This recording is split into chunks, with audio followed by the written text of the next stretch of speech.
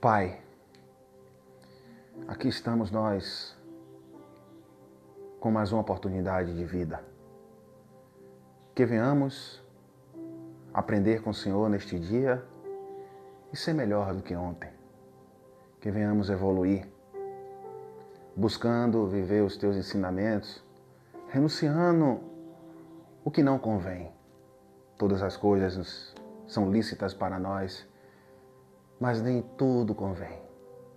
Não te deixes vencer com o mal.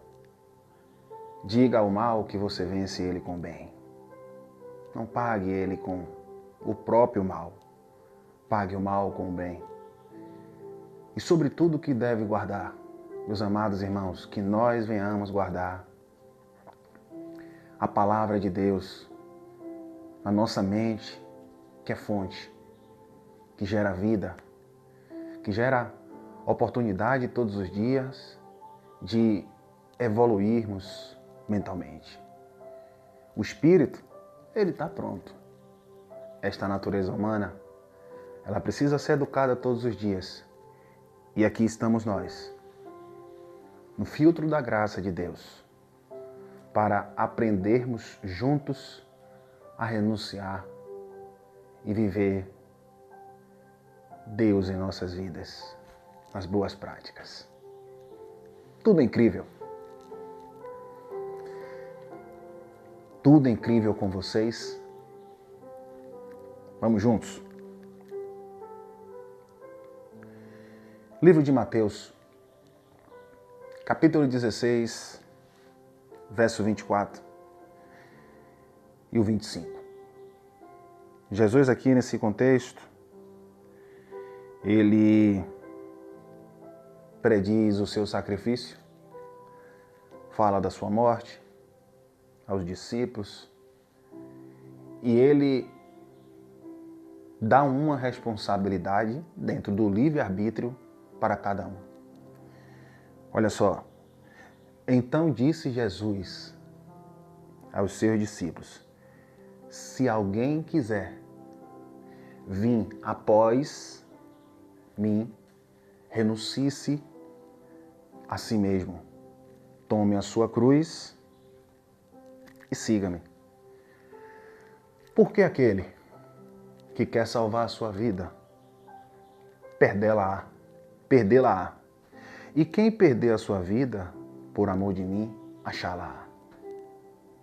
Aí ele vai dizer: pois que proveito ao homem em ganhar o mundo inteiro, se perder a sua alma, suas emoções? Ou dará o homem em recompensa da sua alma? E aí aqui a gente aprende. Cada qual pega a sua cruz e ande. Quando a gente fala, vivo não mais eu, mas Cristo vive em mim, ele aqui, ele exorta os ouvintes, se não me falha a memória, aqui também tem uns fariseus, nesse contexto tem um debate com os fariseus, com os saduceus, viviam a lei de Moisés, olho por olho, dente por dente, e os saduceus não acreditavam na ressurreição. Pedro, por amor dele, por amor a Deus, a Jesus, ele diz: não, mestre, nós não vamos deixar que isso aconteça, sua morte. E ele diz a Pedro: afaste-se de mim, Satanás, para trás de mim, Satanás. Ele está dizendo a Pedro: Pedro, não me olhe com os olhos carnais, com os olhos que tudo é efêmero. Eu vim com um propósito. E Satanás ali não é Satanás, um espírito que entrou em Pedro. A palavra Satã, no grego, significa adversário, pensamento contrário ao que ele estava trazendo. Quando nós entendemos isso, nós descansamos, pegamos as nossas responsabilidades, que é a cruz, negamos a nós mesmos, porque nós viemos após ele, e a salvação aqui não é a salvação espiritual, porque a salvação não é por perseverança, a salvação é por graça, foi por graça, favor imerecido. A perseverança é o sofrimento que eles iam passar. Você vê que quando ele está com a cruz, está andando, Ele diz antes a Pedro, Pedro, você vai me negar 3 vezes antes que tenha a troca dos soldados romanos. O galo é a troca dos soldados romanos. E Pedro nega. E na terceira, Pedro, quando nega, Pedro olha para ele. E ele confirma, né? Então, o que acontece com a gente dentro das renúncias? A gente fala, né, nós, meros homens, seres humanos falhos, não, eu amo a Deus. Eu quero viver os caminhos de Deus. E quando ouvimos renúncia na religião, se torna muito pesado porque parece que ele está te obrigando a ficar dentro de um local. Não, mas se você tem vontade, amém, glória a Deus. Mas você não pode ser a mesma pessoa dizendo que vive os caminhos de Deus. Aí eu vivo os caminhos de Deus e vou fazer tudo o que eu fazia antes em excesso. Deus não proibiu você de nada. Deus não pregou religião. Deus, quando colocou Jesus lá, Jesus ia contra a uma lei, trazendo o quê? O amor. E o que foi que eles fizeram? O negaram. Todos, a maioria. Então, quando eu estava meditando ontem, ele diz, se alguém quiser vir após a mim, renuncie-se a si mesmo. Ó, a renúncia é a si mesmo, não é uma renúncia para Deus, é sobre você. A oportunidade está aqui, sobre mim, eu sei o que eu tenho que renunciar. Eu sei o que convém, sei o que não convém, mas a gente tem aqui as duas naturezas, a carne e o espírito. Qual você alimenta mais? Porque lá em 1 Coríntios, capítulo 10, versículo 13, diz assim, não veio sobre vós tentação senão humana. Vai vir todos os dias. Negue-se a si mesmo. E aí Paulo vai dizer aos Coríntios, não veio tentação, não veio sobre vós tentação senão humana, mas fiel é Deus, que mediante as tentações vos dará escape para que possas suportar. Esses escapes, para que a gente possa suportar, desafio em casa, no trabalho, na rua, no trânsito, no avião, no ônibus, em vários lugares. No mercado, vários lugares. E a gente, quando alimenta o espírito e mortifica a natureza humana, quando vem esses embates, não significa que a gente vai estar sempre na visão espiritual, porque às vezes nós, né, deixamos nos levar, mas a gente não pode, eu sempre bato isso aqui. Não, meu amigo, você não é perfeito. Mas meu irmão estava ali praticando todos os dias e eu falei, normal. Aprendeu? Pronto.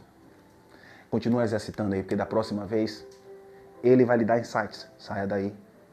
Silencie. A melhor resposta para uma discussão é o silêncio. O silêncio para a discussão entre você e você, né? Você olha para o espelho e diz que você é um nada, que você não vai para lugar nenhum, que você não aguenta mais essa vida. Pare com isso. Não é parear com a vida de quem está no hospital, ou quem já perdeu sua vida, ou quem já nasceu, né, com debilidades, porque essas pessoas queriam ter. E elas agradecem e louvam pela vida. A gente sempre aprende com pessoas assim, né? É uma criança especial, é uma pessoa que está ali vencendo os desafios e a gente abre a boca e diz, essa vida é um nada. Calma, meu amado. Calma. Você está de pé, está respirando. Nós temos problemas. Não vamos medir os problemas, as tristezas, as alegrias. Nós somos espirituais com experiências humanas. Mas a gente não pode deixar se levar por ela, que é contra os desígnios de Deus. O espírito está pronto. A carne é fraca, é limitada. As palavras que ele nos diz todos os dias são espírito e vida. Então é essa vida que vocês têm que viver. É essa vida que a gente tem que entender quando a gente pega a nossa cruz, o nosso sofrimento, e a gente aprende ali porque é didático. É com esse sofrimento que eu vou aprender. Porque eu vou evoluir, não vou fazer com as outras pessoas e vou passar um pouco do que eu vivi. Não é, eu sempre digo isso aqui, o dom dado por Deus não é para eu convencer vocês, que eu já falei aqui, algumas pessoas disseram, Sandro, mas o diabo, o Satanás, o demônio, não tem problema, meu amado. Se você crê assim, louvado seja Deus. A pergunta racional ao sacrifício vivo é, Quem é onipresente? Quem é onisciente? Quem é onipotente? Aí você diz, só tem um que é Deus. Então como é que ele está aqui e está lá no aeroporto? Como é que ele está aqui e está na Barra? Então, mas enfim, quando eu trago essa palavra, que ela é um pouco forte, porque nós aprendemos assim, e para muitas pessoas é difícil. E tem gente que diz a mim que já teve experiência com isso. Eu falei como? Eu vi fulano se manifestar. Você viu fulano se manifestar? Beleza. Na Bíblia você viu quem se manifestar? De forma que a Bíblia está trazendo para você que o demônio de Gadara, ele entrou no porco e desceu. Tem que estudar aquilo ali, meu amado. Primeira coisa que Jesus faz ali é manifestar um milagre. E estudem porque em Gadara não tem mar.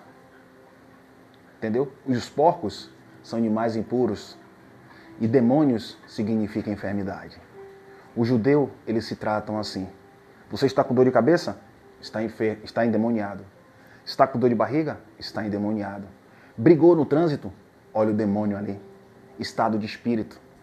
Bom ou mal? Eudaimon, bom. Cacodaimon e eudaimon. Pesquise no Google, se aprofunde. Deus não ia criar um ser para ficar lutando contra ele. E se ele é todo poderoso, porque ele não é todo poderoso, ele tem que botar assim, ó, também é poderoso. Porque é um ser poderoso que pega os filhos dele e fica brincando. Direita, esquerda, para frente, para trás. Seu filho biológico, se você vê alguém fazendo algo com ele, você vai deixar para frente, para trás? Aí entra a mente em Jó. Jó é um livro poético. Jó é para mostrar a soberania de Deus. Jó ali é um homem frouxo, medroso, mas no final Jó diz, Jó confessa, e Jó é perseguido por Satanás ali, não é um ser espiritual que conversa com Deus, é os amigos de Jó, os invejosos que viam que Jó tinha tudo, e dizia, aí é fácil, e aí o livro mostra que Jó ficou temente, Deus me deu, Deus tomou, bendito seja o nome do Senhor. Jó renunciou. Aprenda a renunciar e pare de espiritualizar. Louvado seja Deus, obrigado, Pai. Então, negar-se a si mesmo, a renúncia começa a disposição de colocar os próprios desejos e interesses em favor do que Deus deseja. Deus deseja que você evolua. Deus deseja, tem um desejo. Né? A gente precisa entender isso. Deus, por que você não faz? Eu desejo, porque vocês precisam aprender. Olha aí, deseja. Isso implica em uma atitude de quem? De humildade e entrega dos seres humanos. Ele é fiel à palavra está aqui, você pratica a palavra, eu desejo que você aprenda. Eu desejo que você viva. Eu desejo que você saiba o que é o meu reino, que está entre vocês.